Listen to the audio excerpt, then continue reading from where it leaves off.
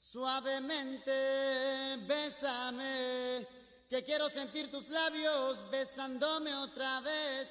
Suavemente, bésame.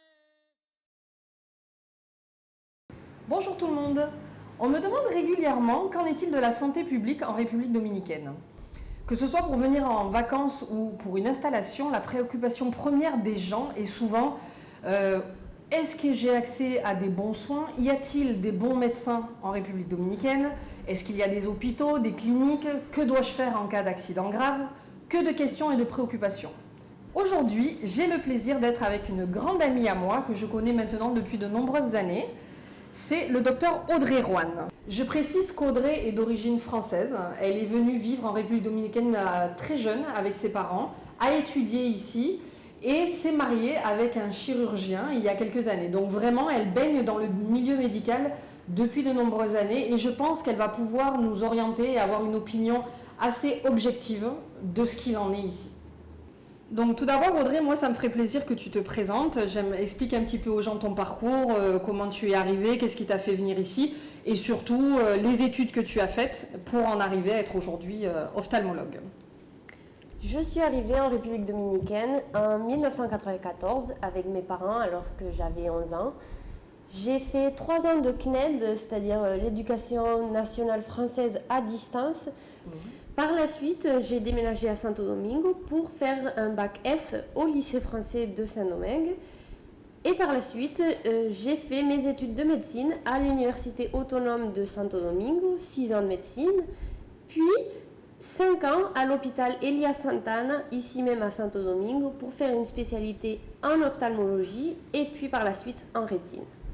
Donc on va commencer par la première question. Moi, pour avoir vécu aussi de nombreuses années, j'aimerais savoir si tu penses qu'il y a une différence d'accès aux soins que l'on vive à la campagne, dans des petits villages, ou que l'on vive dans les très grandes villes. Donc oui, Carole, effectivement, et je pense que ce n'est pas que ici, mais partout dans le monde, dans le milieu rural, dans les petits villages, on n'a pas le même accès aux soins que dans les grandes villes où il y a des hôpitaux spécialisés de plus haut niveau. En fait, explique-nous un petit peu plus en détail quel genre de structure et de soins on va trouver dans les petits villages et quel genre de structure et de soins on va trouver dans les grandes villes. Dans les petits villages, vous trouverez des médecins généralistes et des spécialités très demandées comme cardiologie ou gynéco par exemple. Après, pour des soins plus pointus, pour des spécialités moins recherchées ou pour des examens diagnostiques, il vous faudra vous déplacer dans les grandes villes. Que conseilles-tu de faire donc pour quelqu'un qui viendrait s'installer en République dominicaine, qui sait qu'il y a une tendance à un problème de santé comme des problèmes de circulation sanguine ou cardiaque? Qu'est-ce que tu conseillerais de faire à ces gens en arrivant? En fait, toute personne qui a une maladie chronique, comme hypertension par exemple ou diabète, moi ce que je recommande, c'est que avant d'être gravement malade, ils doivent chercher un médecin spécialiste qui leur fasse un suivi régulier, comme s'ils étaient en France, avoir des consultations régulières pour ne pas attendre justement d'être gravement malade pour commencer à chercher un médecin. Parle-moi d'autre chose. Est-ce qu'il y a un temps d'attente important quand on a besoin d'aller voir un spécialiste? Parce que nous, en France, parfois, il faut jusqu'à 2 à 3 mois avant de pouvoir obtenir un rendez-vous chez un ophtalmo, voire même les gynécologues. En fait, ici, pas du tout. Le système médical est organisé différemment qu'en France.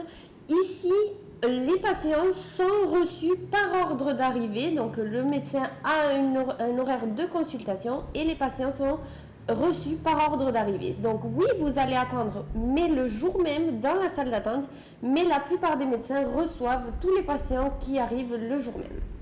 Alors Audrey, j'aimerais bien que tu nous parles maintenant des médicaments, parce que souvent on a tendance à croire que dans certains pays, c'est moins bien dosé, c'est moins bon, c'est moins efficace.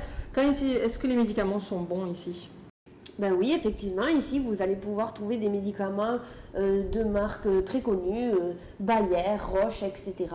Vous aurez aussi des médicaments de laboratoire plus américains ou latino-américains que vous n'avez pas forcément l'habitude de voir en France, mais qui sont tout à fait valables. Par contre, ce qui va peut-être vous choquer par rapport à la France, c'est qu'ici, dans les pharmacies, les médicaments, la plupart sont détaillés. Donc, on vous donnera la quantité de médicaments que le médecin vous a prescrit et pas forcément une boîte qui en a 3 fois plus. Alors maintenant, j'aimerais que tu nous parles un petit peu, parce que ça, c'est quelque chose, je pense, de très très important, parce qu'on vienne en vacances ou qu'on y vive, le fameux accident. Accident de la route, j'ai loué un quad, je me suis cassé un bras. Qu'est-ce que tu penses? Est-ce qu'on doit aller... Alors déjà, est-ce qu'il y a les systèmes ambulanciers? Alors moi, je pense qu'il faut toujours faire la fameuse différence entre la campagne et la ville. Explique-nous, Audrey. Oui, donc effectivement, il y a quand même beaucoup de différences entre les soins à la campagne d'urgence et les soins de la ville. En ville, nous avons un système 911 genre américain avec ambulance et prise en charge immédiate. Par contre, à la campagne, le système n'est pas encore en place. Donc, à la campagne, en cas d'accident grave, vous pouvez vous diriger directement vers l'hôpital ou la clinique rurale pour des soins de première urgence. Et ensuite, je vous recommande de vous déplacer vers une plus grande ville selon nécessité. Donc les grandes villes, je parle pour moi sur la côte nord, je dois faire jusqu'à 2 heures de route pour pouvoir aller à Puerto Plata ou à San Francisco de Marcory. Donc ce que tu dis, c'est qu'en cas d'accident, je vais dans la petite clinique de mon village, ils vont recoudre la plaie ou ils vont faire le soin de première urgence vitale et qu'en fait après, très rapidement, je dois me débrouiller par moi-même pour aller dans une clinique plus importante pour l'opération. Donc pour la campagne, les systèmes d'ambulance de santé publique sont pas très au point à l'heure actuelle.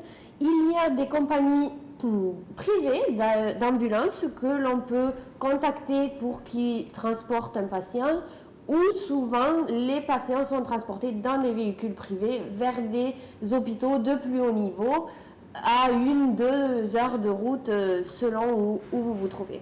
Comment je fais pour trouver ces ambulanciers Comment je fais pour contacter ces gens-là? Comment je suis sûre que dès que je vais les appeler, ils vont savoir où j'habite ou ils vont savoir me trouver sur le lieu de l'accident? Déjà, ça va dépendre si vous êtes en vacances ou si vous êtes résident dans le pays. Si vous êtes résident dans le pays, je vous conseille de prendre une assurance locale qui peut vous offrir les ambulances, la couverture des soins, etc. Quand tu parles d'assurance, tu veux dire la sécurité sociale. On doit souscrire à une sécurité sociale privée, c'est ça, quand on est résident ici? Donc la sécurité sociale en République dominicaine se divise en 2 grandes catégories. Une catégorie appelée subsidiana pour les personnes qui n'ont pas de travail et qui ont des revenus très bas.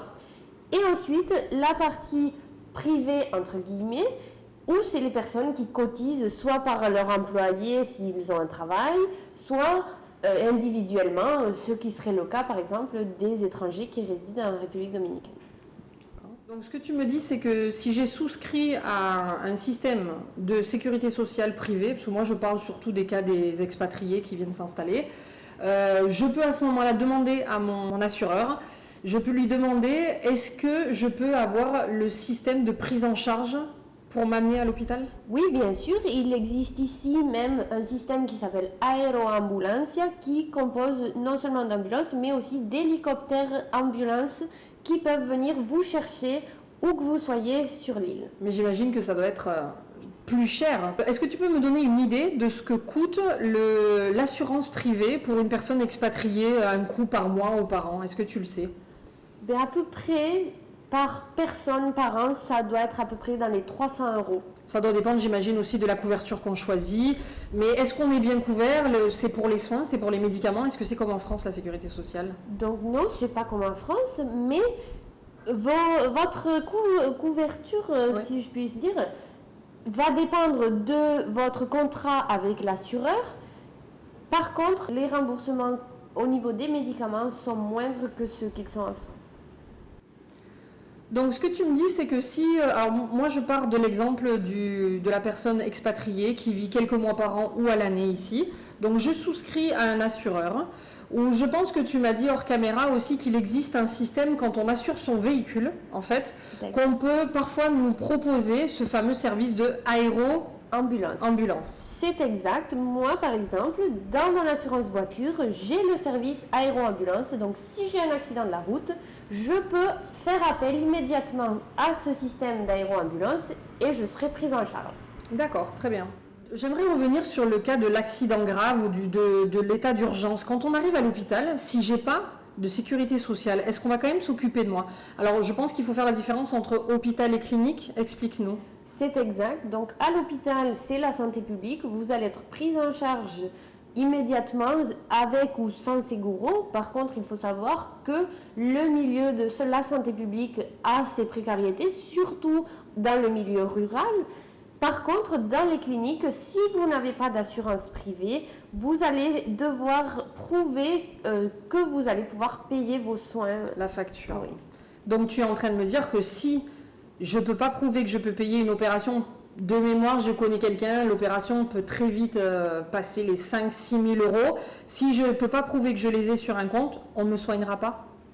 Je vous recommande dans ce cas-là D'aller à l'hôpital. dans un hôpital, dans une ville préférablement.